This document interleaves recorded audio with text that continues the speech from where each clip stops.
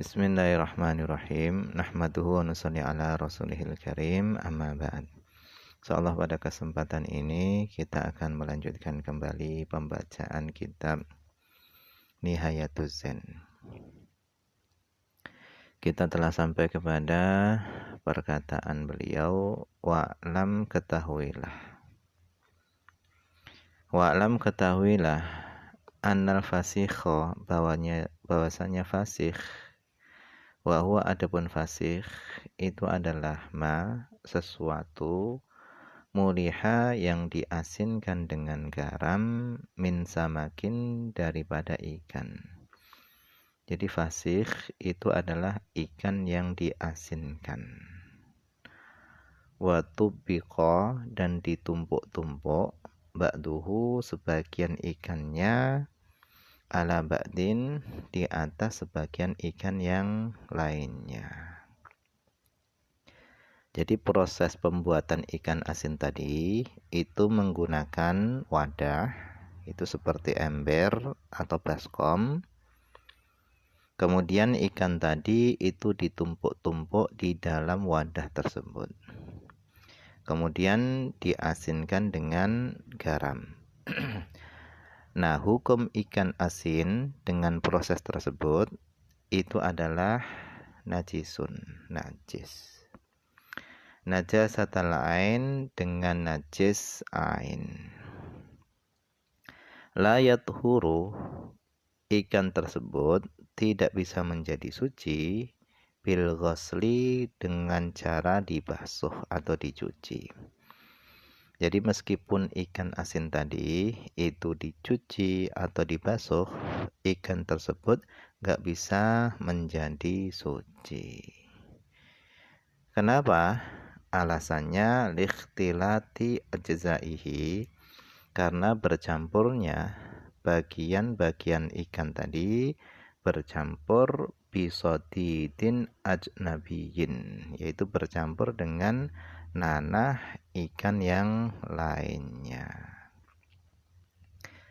Karena ikan tadi itu kan berada di satu ember atau satu tempat, sehingga darah ikan yang satu dengan yang lainnya itu bercampur. Dan kalau waktunya itu sudah lama, maka darah-darah tadi itu berubah menjadi nanah.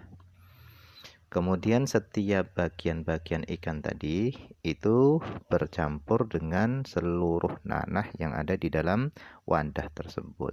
Nah, itulah yang menjadikan ikan tadi itu menjadi najis. Wadzalika, hal itu, najis ikan tadi itu fi ghairi tabaqatil ula. Jadi najisnya ikan tadi itu pada selain lapisan yang di atas. Wa amma hiya, adapun lapisan ikan yang paling atas itu fatahirun, maka itu adalah suci. Jadi yang najis itu adalah ikan-ikan yang berada pada lapisan bawah. Adapun ikan-ikan yang berada pada lapisan atas itu suci. Wahada ini yang najis itu hanya bagian bawah saja, sementara bagian atas itu tidak najis. Ini idza tubiqa fi inain, itu apabila ikan-ikan tadi itu ditumpuk-tumpuk di sebuah wadah. Bi khilafima, berbeda masalahnya, idza ju'ila fi ardin mahfuratin, berbeda masalahnya apabila ikan tadi itu dibuat fi ardin mahfuratin, di bumi yang digali. Fa innahu, sesungguhnya ikan tersebut itu tohirun, itu suci. Jadi ikan asin yang dibuat di bumi yang digali itu hukumnya adalah suci. Li'anna sadida, karena nanah ikan tadi itu yaghuru, itu meresap fil ardi ke dalam tanah. Sehingga nanah ikan tadi itu tidak mencampuri ikan yang lainnya. Wakadha begitu juga suci. Idza dzubihas samaku, apabila ikannya tadi itu disembelih hala hayatihi, ketika hidupnya ikan tadi. Waju'ila fasikhon, dan ikan tadi itu dijadikan fasikhon, ikan asin. Fa innahu, sesungguhnya ikan tersebut itu tohirun, itu suci. Li'anna tadhkiyata tuzirud dhamma, karena sesungguhnya penyembelihan itu tuzilud dhamma, itu menghilangkan darah. Jadi kalau ikannya tadi itu disembelih dulu, kemudian darah-darahnya ikan tadi itu hilang, sehingga ikan tadi kemudian dijadikan ikan asin, maka itu suci. Karena tidak ada darah ikan yang bercampur dengan darah yang lainnya. Alasannya li'anna tadhkiyata tuzilud dham, karena dengan disembelih darahnya ikan tadi itu bisa menjadi hilang.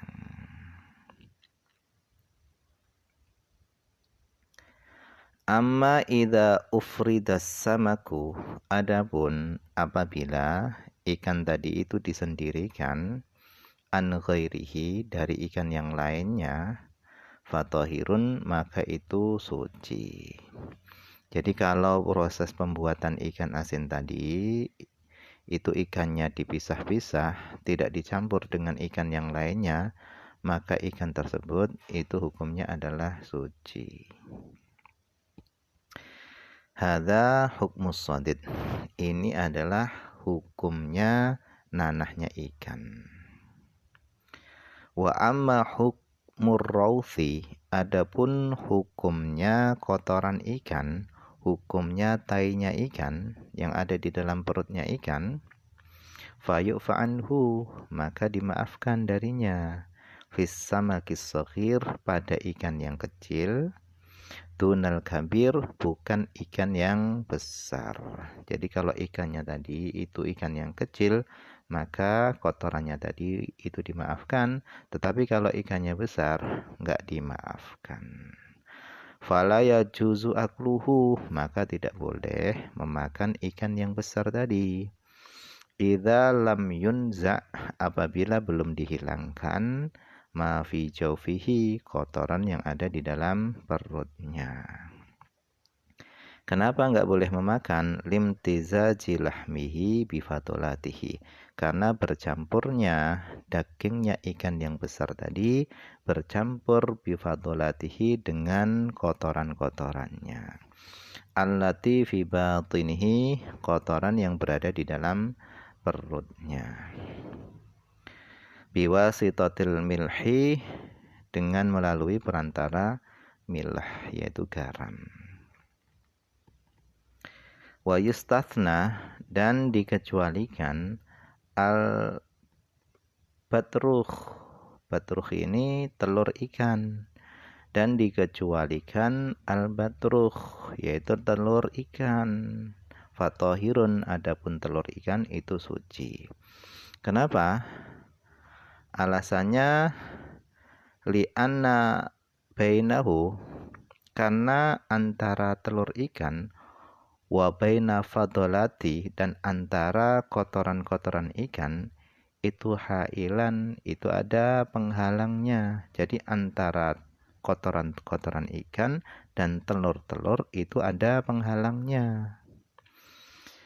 Fa inna dzarfar rawth, karena sesungguhnya dzarfar rawth, yaitu wadah kotoran ikan, idzan kasaro, apabila wadahnya tadi itu pecah, la yasilu dzalikar rawth, yaitu kotoran tadi itu tidak akan sampai ilal batruh, itu tidak akan sampai kepada telur-telur tersebut. Wawasola, dan kotoran tadi itu sampai ilal lahm, kotoran tersebut sampai kepada daging. Wamtazaja, dan kotoran tadi bercampur bihi dengan daging tadi. Wallahu a'lam. Jadi ikan asin yang kecil itu meskipun kotorannya itu tidak dibuang, itu enggak masalah.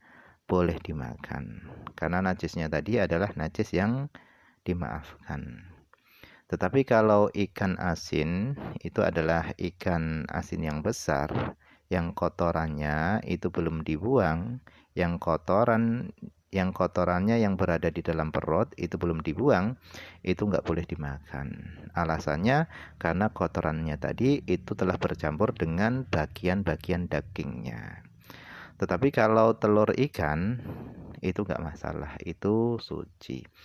Jadi ikan asin tadi itu bisa menjadi halal, bisa menjadi suci ketika darahnya tadi itu dihilangkan dulu dan kotorannya yang ada di dalam perutnya itu dihilangkan dulu.